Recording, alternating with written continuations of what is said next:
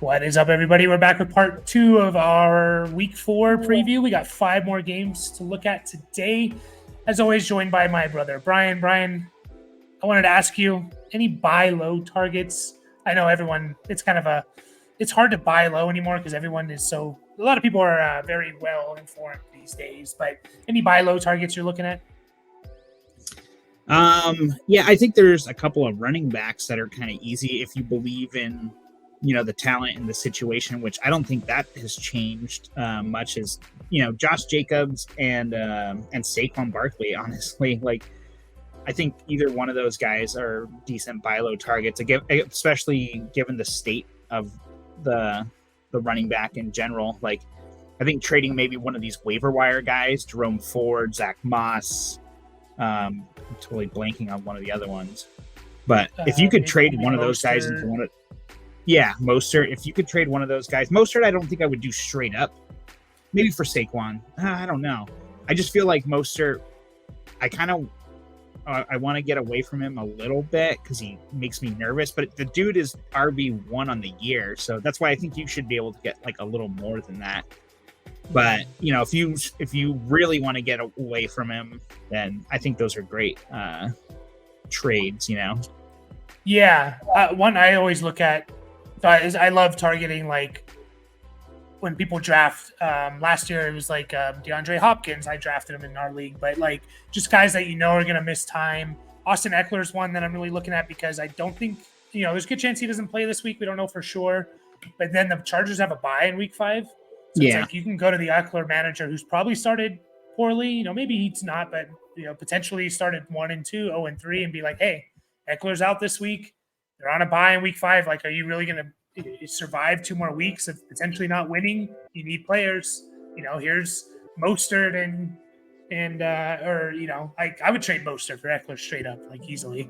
I would do that one. I don't think Saquon and Josh Jacobs are quite on that same page, just given the offenses that they're on, Mm-hmm. Yeah. So my prediction for this week for Eckler real quick is that he plays, but he's limited somewhat, they need to win this game. Mm-hmm. It's a divisional game, it's you would assume the division is going to be whoever's in second place in this division, it's going to be one of these 2 teams. I just don't see Denver getting there. It's possible, but that's just my prediction. And I think the Chargers have the edge for sure. I think they're more of a lock for number 2. But obviously nothing's a lock. So yeah, it's tough. Again, the whole language behind it when it first happened was we'll see where he's at in a few weeks, or and then Eckler came out and said, he can run straight line, but he can't really cut. That's kind of necessary for a running back. Right, yeah, it's kind of important to move sideways. Yeah, and again, the fact that there's a bye in week 5, it just makes me feel like you should be able to win this game, especially if Jimmy G's not playing. Without Eckler, even with Jimmy G playing. So right. So that's kind of why I was thinking maybe he's active and he plays, but he's on a snap count. They only bring him in if it gets desperate, kind of a thing. You don't want the guy to get hurt. Give him another, basically 2 weeks off if you can. But if it gets desperate, I feel like they're going to have to throw him in there because Joshua Kelly is not getting it done. Not at all. All right. Have you had a crazy trade sent to you? What's that? You said something about a crazy trade that was... Oh, yeah. I was kind of mentioning that before we recorded, I think. But yeah, I was going to just bring this up randomly as a little segment, terrible trade offer that I got. This is in a full PPR league. This guy wants Tyreek Hill and Kyren Williams. So that's a pretty big ask, especially because in PPR, I think Tyreek Hill is literally the number 1 player over every quarterback even. I think... And he wanted to give me Jerry Jeudy, Cooper Kupp, DeAndre Hopkins, and JSN. Jerry Jeudy, Cooper Kupp, DeAndre Hopkins, and JSN. Yeah, so basically an injured guy. I mean, Kupp for Hill is a lateral move at best, but I definitely want Hill, that's the best case scenario is that Kupp comes back and he's as good as Hill.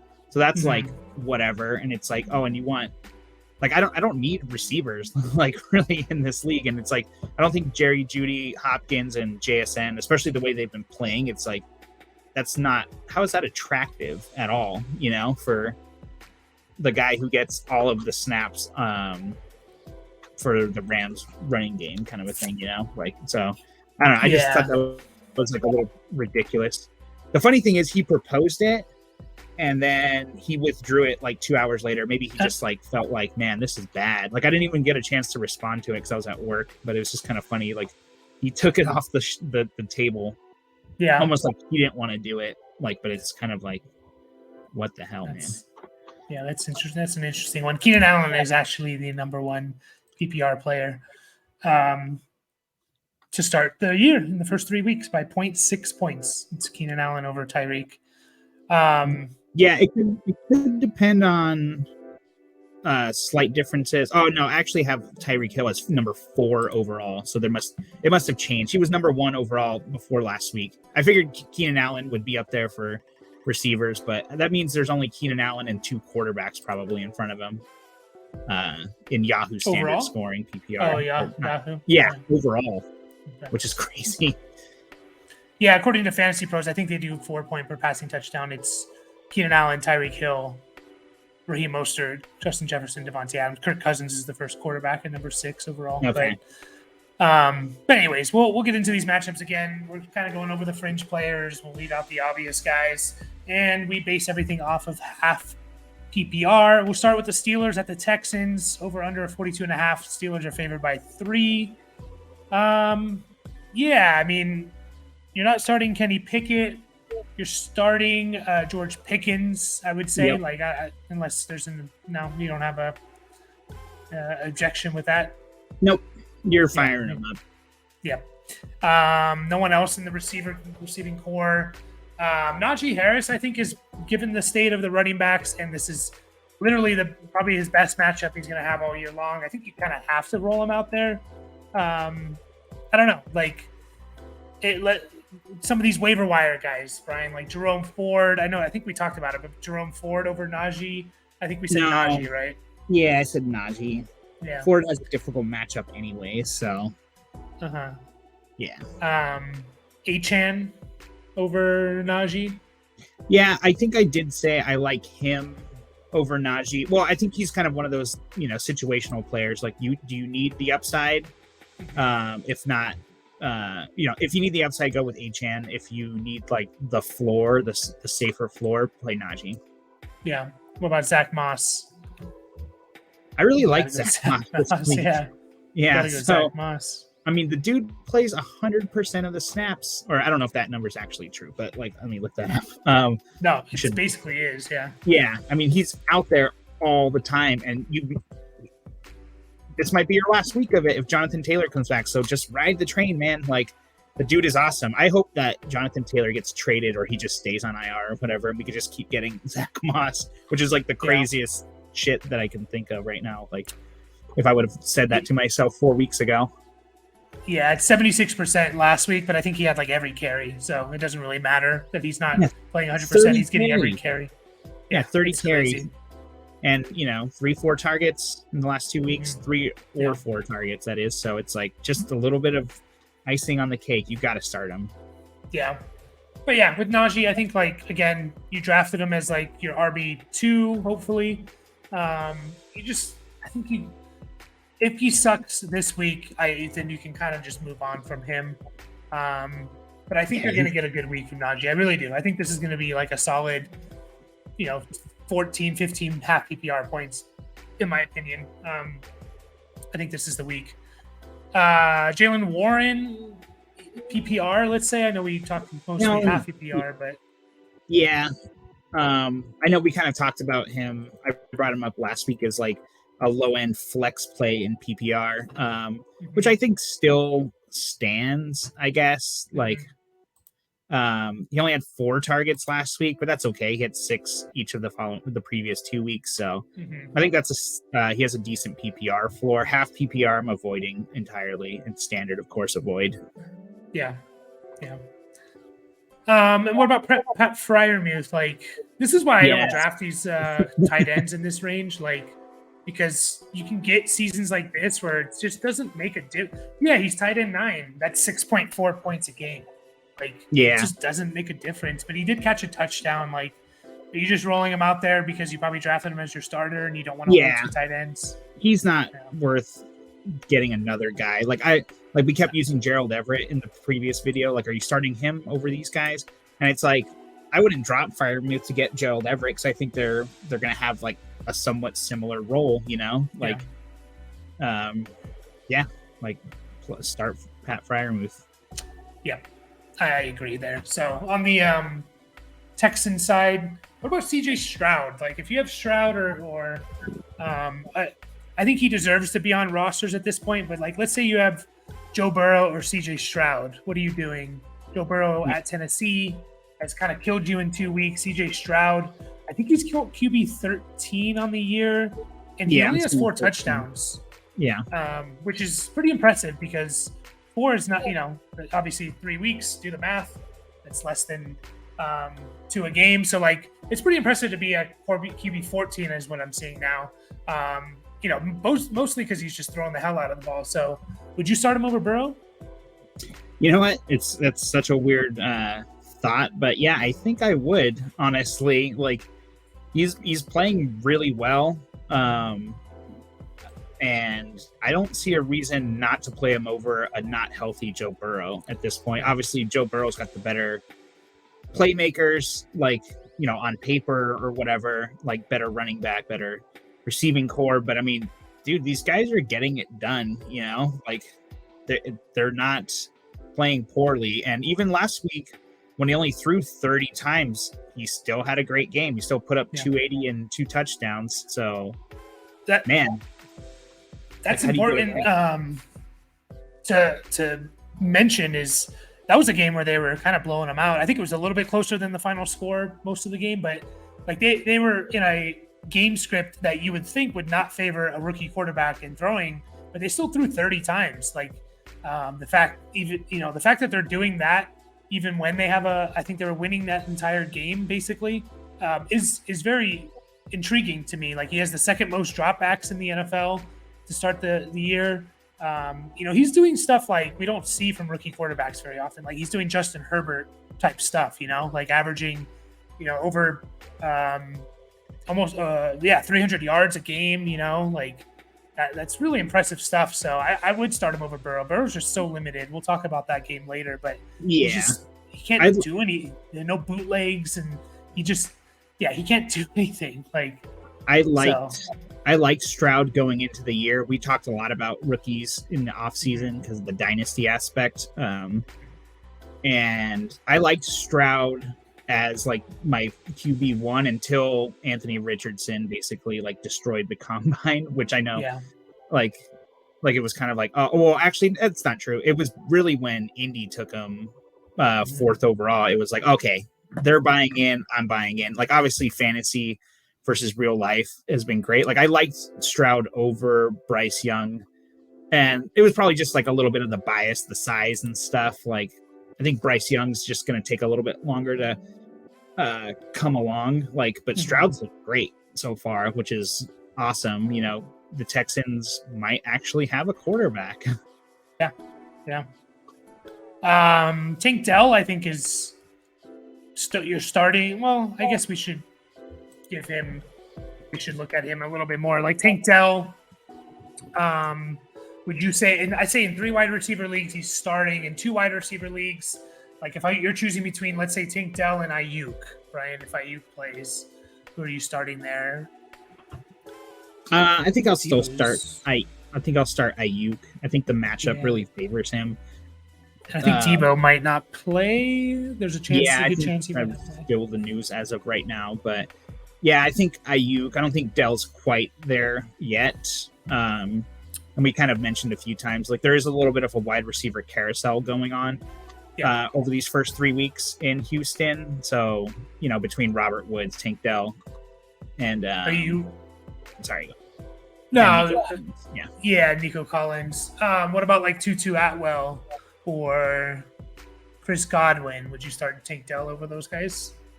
I think Tutu. I think I would start him. Godwin, man, like we need to see some chemistry with him and Baker. Like I'm not feeling great about this, but I know we're going to talk about that game later, so I'll give my thoughts on Godwin then, I guess. But yeah, I think I would start Tank Dell over Godwin. I don't think you can go wrong either way, honestly. Yeah. And then are you kind of the same with Nico Collins as well? Like, basically you kind of see them as very similar options, kind of like back to back. As of right now, yeah, like we don't have any reason not to. Obviously, Collins kind of disappeared last week. Like he didn't get targeted very much. But I mean, everyone's still playing, they're all kind of playing like 2/3 of the snaps. Well, I think Robert Woods is actually playing a little more.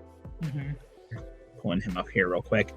But yeah, Robert Woods is actually playing the most out of all these guys. And they're all being targeted kind of decently well. So yeah, I think I view all three of them honestly as kind of in that same rotation. Like it's a little scary because you don't know which one to pick, especially if you have two of them. But I think Dell, I think I would rank the three. I think I'd still put I'm still going to put Nico first, Dell second, and Robert Woods third, even though I don't even think that's very fair to Robert Woods. But no, I mean, I'd have Dell first. I mean, I just think he's a better receiver than Nico Collins, So I just think he is, and Robert Woods is kind of Mr. Steady there, but I don't want to start Robert Woods. Like, I really don't.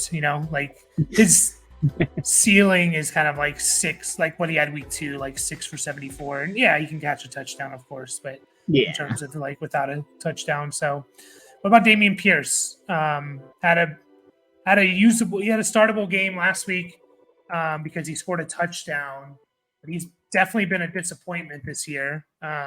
If you drafted him as your number 2, hopefully your number 2 running back, or maybe your number 1 if you went heavy on receivers and stuff, but he's the RB30 to start the year.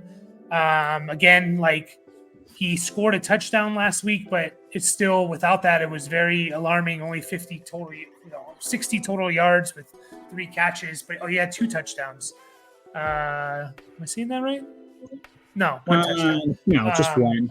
Yeah, still only 54% of the snaps, even in a game where they were leading by a lot. Like, are we still just kind of rolling them out there? Like the Steelers have been one of the worst teams against running backs to start the year.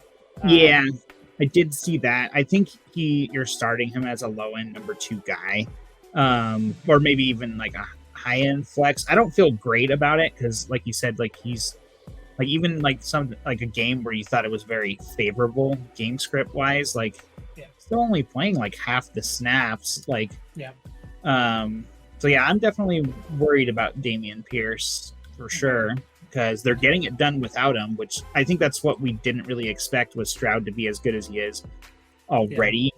And so that's really pushing it towards like a more pass friendly offense. Achane or Pierce? Achane. Okay, there you have it. But we should move on. We spent probably too much time on that matchup. But we'll move on to the Rams at the Colts. I think this game could be like a sneaky shootout game. Rams are favored by 1. Over-under's 46.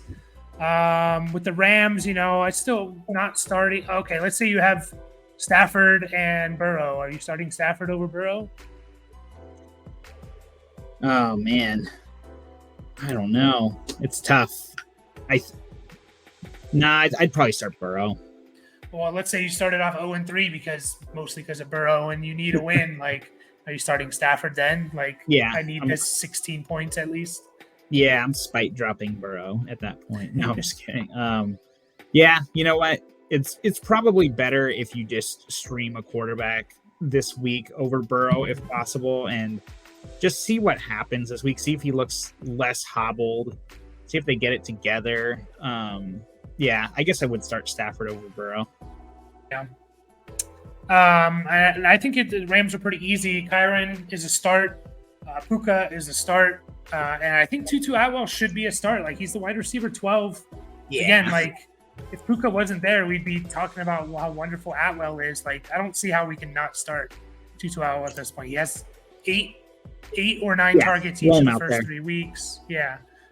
Only 4 catches last week, but he got a touchdown. Like, I think you're rolling. I think this game again could be a shootout. So he's playing 80% of the snaps or more. 79 was the lowest in week 1 for Tutu. So it's like, you have to play a guy like that. Like, he's the number 2 guy on an offense that it seems decently equipped to move the ball with what they have. Yeah. I guess Higbee's the only question here. Would you start Tyler Higbee over Kyle Pitts? Higbee's the tight end 10 on the year, surprisingly. Yeah, I don't know. I'm not rostering 2, so whichever one I have, I'm gonna start. I'm not. If I have both, I wouldn't have both of those guys. I would just drop Higbee at this point if I had to. Let's say you did have 2 though, because you're scared of Kyle Pitts. Would you start Higbee or Kyle Pitts? I think I'm gonna still start Kyle Pitts. Gross. It just comes down to, like, do you want 6-7 points, or do you want the potential to have 20 with Kyle Pitts? But also the potential to have like 0. But again, the difference between 0 and 6, it's huge, it's big, but that potential is tough. But, I don't know. Let's say you rostered like Higbee and Ferguson. Hey, they did just give Tyler Higbee a contract. Like it's reported just a few minutes ago, 3-year, $17 million extension. So they obviously believe in him. If that factors into anything. And he was one of the most exciting guys before the Puka explosion and the Tutu Atwell explosion. For real. 5 for 71 last week. Like, that's the potential he can do, which is going to put you very high each week if you can get there. And even 3 for 49 week 1, he should catch a touchdown here, but I don't think Stafford's thrown many touchdowns. You know what? I'm going to change my answer. I'm going to say roll out Tyler Higbee over Kyle Pitts. Higbee's playing all the snaps. He has no competition there. Like, apparently Jonnu Smith is a problem for Kyle Pitts for some reason. I don't know. Colts are giving up a little over 11 points a game to tight ends to start the year. So, go with Higbee. That's half PPR, by the way. So on the Colts side, I'm starting Anthony Richardson. I'm starting Zach Moss. I'm starting Michael Pittman. Yep. That's it. That's it. Like, there's no one else to start, and there's really no, unless you want to go with Kylan Granson. Nope. Okay. I know that it's kind of like very dismissive because he's probably like. Well, he's tight end 15. I remember him being like tight end he was like tight end 8 going into last week. That's because he had 2 touchdowns. So, Colts are easy. You're starting those guys. There's really no question there. So we'll move on to the next matchup: the Bucs at the Saints. Bucs are the underdogs. Saints are favored by 3.5. This over under is 40, so it's a very low over under. Saints have a really good defense, but anyways, we'll start with the Bucs. We're not starting Baker. I know the history of Mike Evans and the Saints is really bad, but you got to start Mike Evans, right? There's no way you can not start Mike Evans. Yeah, it's tough because history has shown us. He's wide receiver 5 on the year. I don't know how you get away from that necessarily, but history tells you should get away from it. It's going to get, is it Lattimore on the other side? Yeah, Marshawn Lattimore. Yeah, it's like these guys are just all up in each other's business every time they play, twice a year. I don't know. And so that's why I kind of mentioned Godwin earlier, and I said I would kind of talk about him. But I think you're still starting Mike Evans unless you have what's that? Yeah, you got to start Mike Evans. There's no way I'm benching Mike Evans. I know the history, But so I was going to say, so if it kind of makes Godwin a little more interesting this week, I would say, if, Mike Evans does get shut down, what are they going to do? It could be a Godwin game, but we haven't seen very much chemistry with him and Baker yet. And so I'd like to sit him if possible, but I think as a number 3 receiver, he's fine to roll out there and kind of see what happens. But I'm not excited about it. Low end number 3, I would say. Yeah. I think I'm like, okay, so like I'm thinking I'm rolling out Zay Flowers over Godwin with Beckham and Bateman out. Yep. I'm rolling with Thielen. I'm rolling with the Houston guys. Like Hopkins or Godwin. That's a good one to compare, I think. I think I'd roll out Godwin, I think. Yeah, I think I would too. It's a little tough though because Treylon Burks did just get ruled out while we've been recording. So really? Yeah. So I mean, what is this questionable tag for Hopkins? But yeah, I'm starting Godwin. That's been his injury for the last couple of weeks. Okay. That he's had, which is his snap share has been down a little bit. I think I actually might lean Hopkins now. Just you said Treylon Burks is out. I feel like I can guarantee more targets for if I had to put money on it, Hopkins gets more targets than Godwin. So I think that's kind of the only reason why I'm going with it. But it's not great. What about the Washington guys, McLaurin and Dotson? I'll start Godwin over both of them. Okay. Yeah. What about Marquise Brown if he's healthy against San Francisco? I think I'll still start Godwin. Although San Francisco, I think they are. It's easy to automatically their defense is really good. Don't start anyone. They were not very good against wide receivers last year. They were 25th or something. I think it's mostly because they were just so good against the run. And then this year they're 14th. They're not I don't think that's enough of no, we can't start against San Francisco. It's only really the top team. So I think if Marquise Brown is healthy, I think I might roll with him. Just I don't know. They could just throw the ball a lot and get Marquise Brown the ball. So yeah. And then no tight ends. I guess Rachaad White. If you had to choose between Rachaad White and Achane, what are you doing there? Shoot for the upside, man. He's that case similar. I think I said similar for Najee, but basically, if you need a big point scoring guy or potential, I think you can roll out Achane in that case. But if you need a safer floor, just Rachaad White, but the Saints defense, how have they been against the run? They're probably I know the defense in general. Yeah. Okay. Yeah. So go with Achane. Just play to win. Don't play for second. Yeah, 91% of the snaps for Rachaad White against the Eagles is intriguing, though. And his usage hasn't really changed all year. About 15 carries, 3-4 targets. He's basically gotten that most games. So, what about Rachaad White or Brian Robinson against the Eagles? Ooh. I'll start Rachaad White. That's kind of tough because Brian Robinson's been so good, but it's do we really think that Washington is going to be playing with any kind of positive game script, I don't think that. It's tough. On the Saints side, we're not starting Jameis Winston. We are starting Chris Olave. Michael Thomas, yes. Where are we at with him? Starting him? I still say yes. I actually didn't see what he did last week. But I don't think he was great. I think he's still 6 for 50, so he's not killing you. He's not helping you there. He's actually, that's kind of where he's lived this entire season so far. So not the best now that I'm actually looking at it. Sorry, you said Michael Thomas against who, or did you give me a player?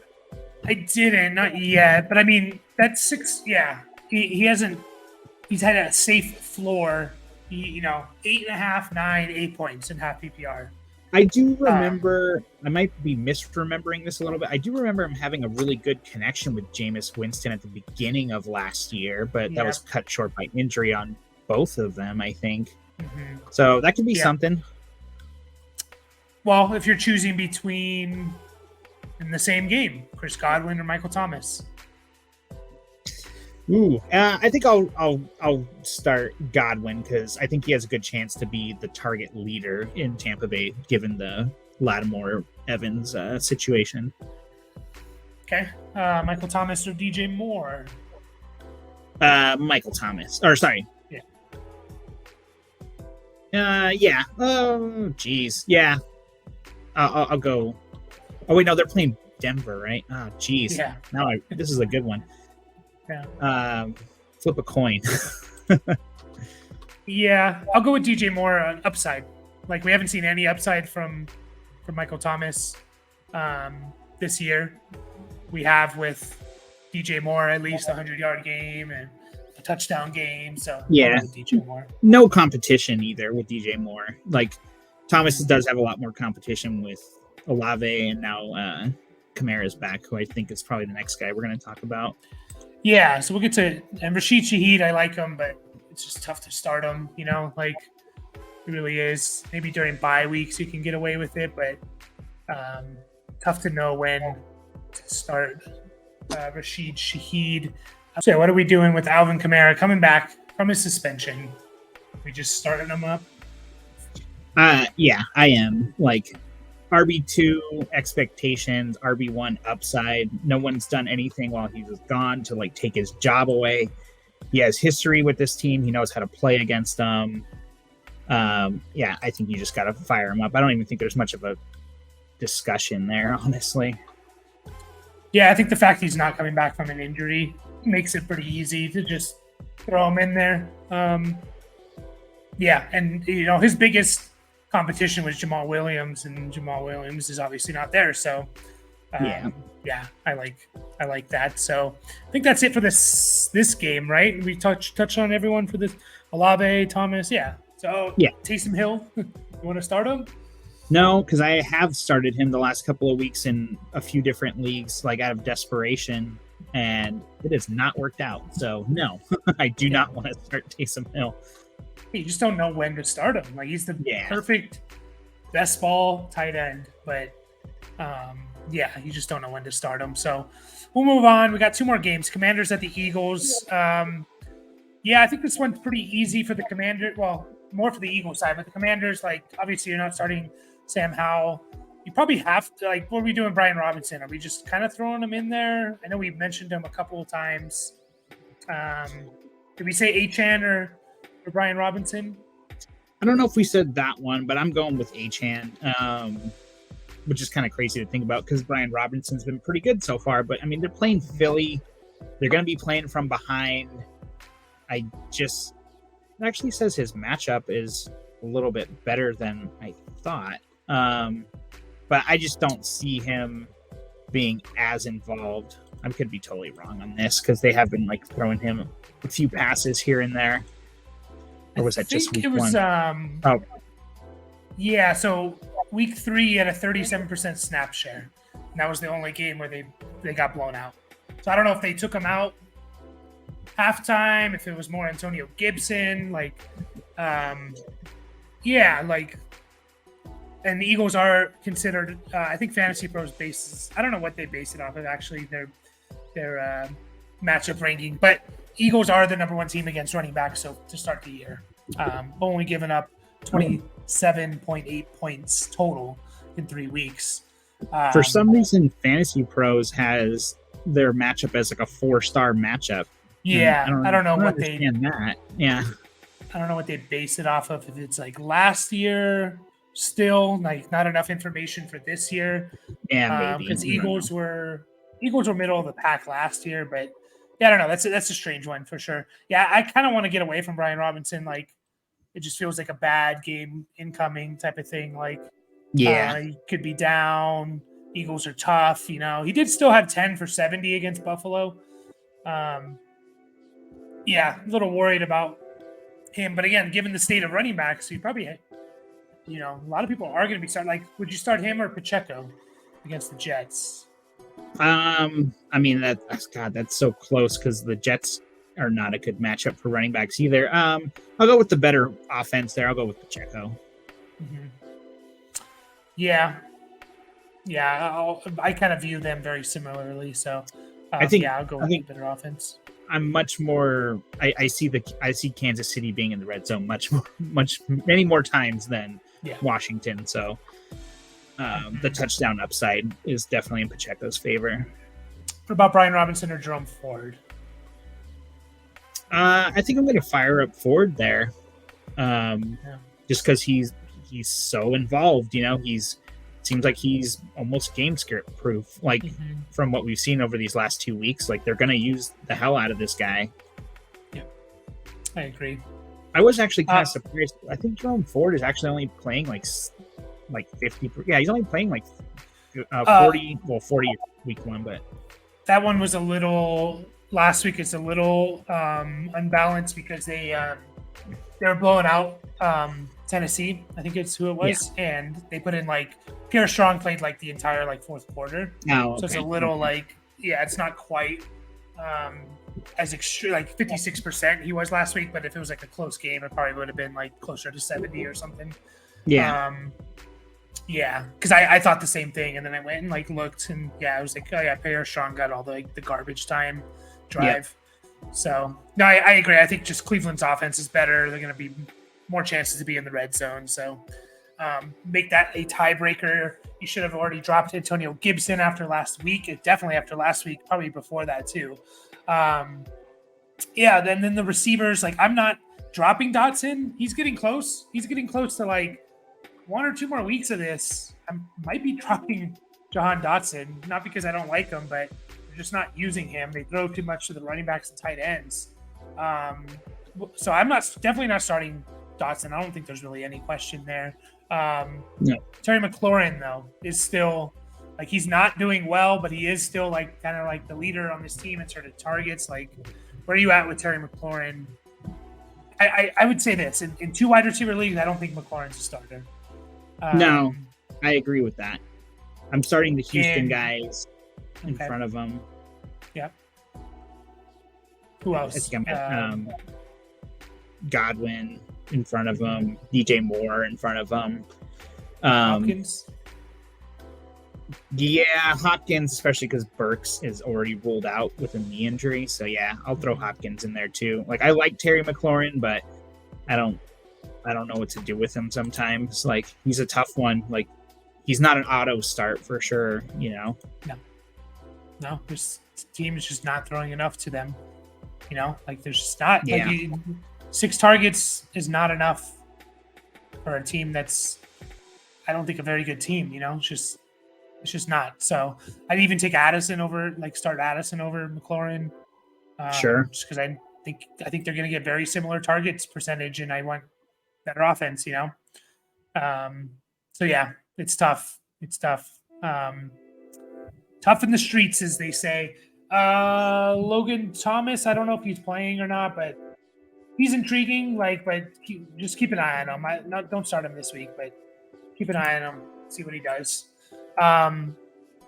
We talked about it with the Eagles. I think a pretty easy team as well. Like you're starting Hurts, you're starting Brown, you're starting everyone, right? You're starting all these guys.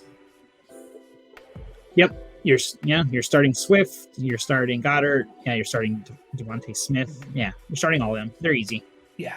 So we'll just move on to the last game, the Bengals at the Titans. What are we doing with the Bengals? I think we're pretty much on the bench Joe Burrow. If you have another quarterback, bench Joe Burrow. Like unless it's, obviously like Jameis Winston or Sam Howell, like you're not benching Joe Burrow. But if you picked up like a Brock Purdy, if Jordan Love, well, he already played, but even like a Stafford, even CJ Stroud, I think is a start over Joe Burrow. That's crazy. Yeah.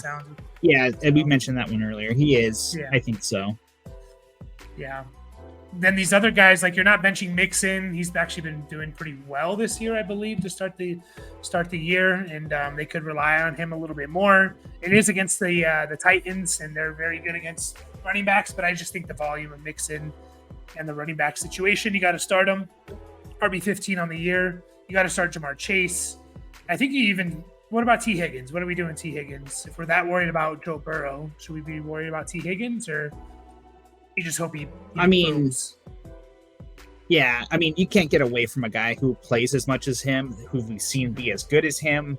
And he's being, I mean, honestly, he had 8 targets still last week, just like he did in week 1. He just didn't do anything with them in week 1. Did he seriously not get a catch? Yeah, he Oh, also yeah, had that's a bunch right. of targets. Yeah. He had 8 targets, no catches. Last week it was 8 targets, 2 catches. There was a couple of really bad drops in there, which, really would have, I think, we would have made Burrows like, not that they were like big plays or anything like that, but I just think like those drops really kind of stalled out their rhythm when it happened. Yeah. And I don't think he has a dropping problem. It was just kind of unfortunate. You got to start him. I don't see how you're benching him. Yeah, you got to for sure. Yeah, so you're starting still the Bengals except for Burrow starting, which is kind of weird, but yeah, I know it is weird. But yeah, you just can't. I think for sure one of the Bengals guys is going to go off, which is why you're going to have to start both. It's going to be hard for both of them to go off, but hopefully one goes off with yards and one catches a touchdown or two. So Titan side of things, again, pretty easy here. You're still starting Henry. I know people are worried about him, but like Tajay Spears is playing a lot. He's out-snapped him in 2 of the first 3 games, but like he's still not getting the touches. It's all Derrick Henry, and they're just going to keep relying on him, like how do you not start Derrick Henry? It's just, I guess Cleveland's really good, and that's who they played. And they shut down Henry. So I guess the only question, unless you want to not start Henry, Brian. No, you're starting Henry. How the hell do you not start Derrick Henry? There's just no way. Yeah. The only question is really Hopkins. I think when it comes down to like 2 wide receiver leagues, like probably not starting him. I'd say no, I don't think so. Maybe at the flex. We've talked a lot about him, like where he belongs, kind of. Yeah, I'd say like low end flex in 2 receiver leagues. Yeah, I'm getting away from him in 2 receiver leagues, ideally. I mean, we did mention Burks is out. We've mentioned that a few times, so that's kind of like, good for him. Like, but I don't know. I'd like to avoid it if I can, especially if they're just able to. If Burrow's not playing well, then it might just be Derrick Henry 30 times running it down their throat, and then Hopkins just isn't as involved as we'd like him to be. Yep. Yeah. Because he's not needed. I don't know if we mentioned it. We say Hopkins over McLaurin. Yes, we did say that. I mean, yeah, Hopkins over McLaurin. Well, there you go. All right, that's the last matchup of this video. We'll be back with 5 more to finish up this week, and then we have some bye weeks to kind of make these a little easier, starting week 5. But yeah, as always, like and subscribe, and we'll catch you guys